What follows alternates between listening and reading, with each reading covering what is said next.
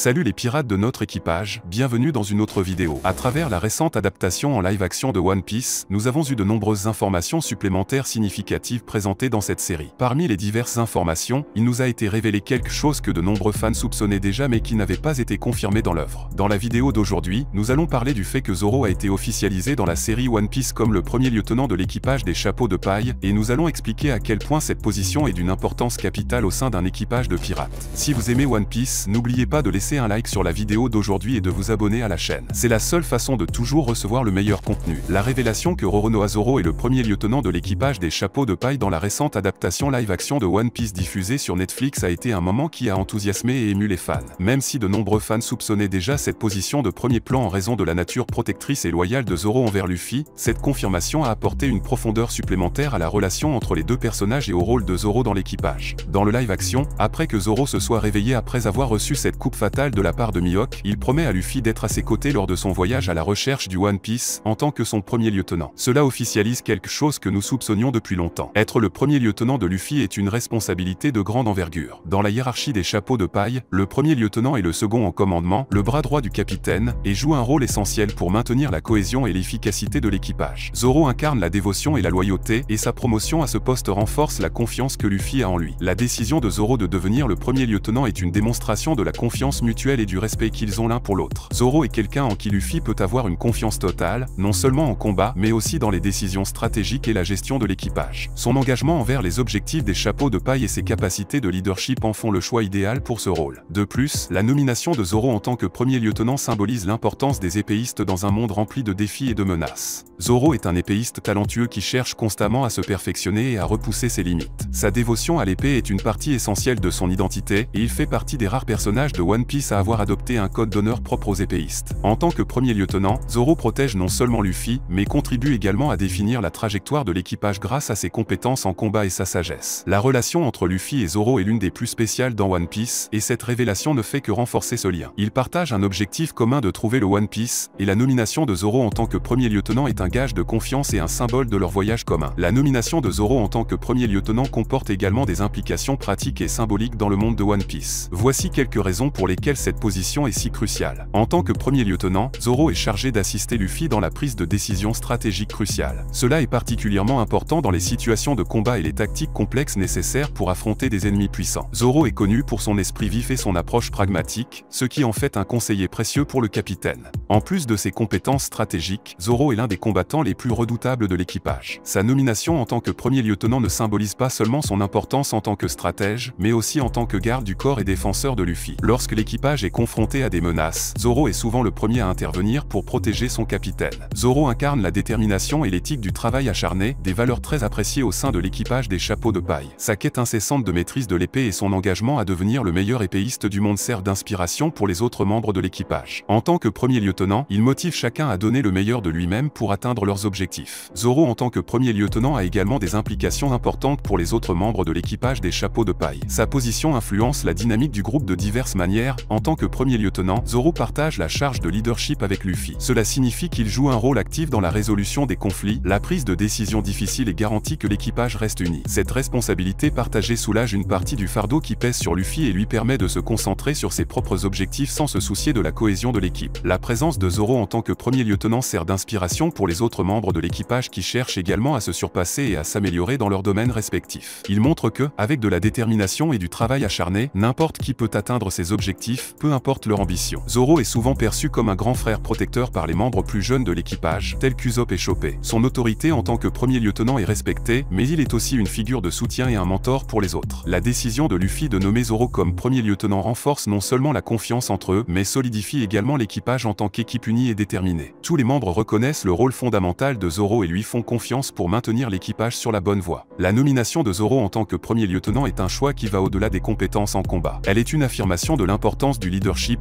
de la loyauté, de la détermination et du respect mutuel au sein de l'équipage des chapeaux de paille. Alors qu'ils poursuivent leur quête du One Piece, cette relation entre Luffy et Zoro sera mise à l'épreuve et renforcée, devenant l'un des piliers qui soutiennent le cœur de la série. Le rôle de Zoro en tant que premier lieutenant est essentiel pour le succès et la cohésion des chapeaux de paille dans leurs défis épiques pour devenir les plus grands pirates du monde. De plus, la nomination de Zoro en tant que premier lieutenant a également des implications stratégiques spécifiques pour l'équipage des chapeaux de paille. En bataille, Zoro joue désormais un rôle encore plus crucial. En tant que premier lieutenant, il dirige la ligne de front et prend des décisions tactiques vitales pour assurer la sécurité de tous. Sa compétence en tant qu'épéiste et stratège est essentielle à la survie de l'équipage dans les confrontations dangereuses, et ses plans deviennent souvent la clé de la victoire. Zoro est responsable de coordonner les compétences individuelles des membres de l'équipage. Il doit s'assurer que chacun joue efficacement son rôle et que leurs compétences se complètent. Cette coordination est essentielle pour faire face à des défis de plus en plus complexes et puissants. Zoro incarne les valeurs fondamentales des chapeaux de paille, telles que la liberté, la loyauté envers les amis et la poursuite implacable d'objectifs personnels. Sa nomination en tant que premier lieutenant est le reflet de ces valeurs, et il agit comme un ambassadeur non officiel de ces principes lorsqu'il interagit avec d'autres équipages et personnages tout au long du voyage. La confiance que Luffy accorde à Zoro en tant que premier lieutenant est inestimable. Elle ne renforce pas seulement leur amitié, mais elle établit également une base solide pour le leadership de l'équipage. En l'absence de Luffy, Zoro est le commandant chargé de veiller à ce que l'équipage reste uni et poursuive son objectif avec détermination. Cette position au sein de l'équipage élève Zoro à un rôle de leadership qui dépasse ses compétences exceptionnelles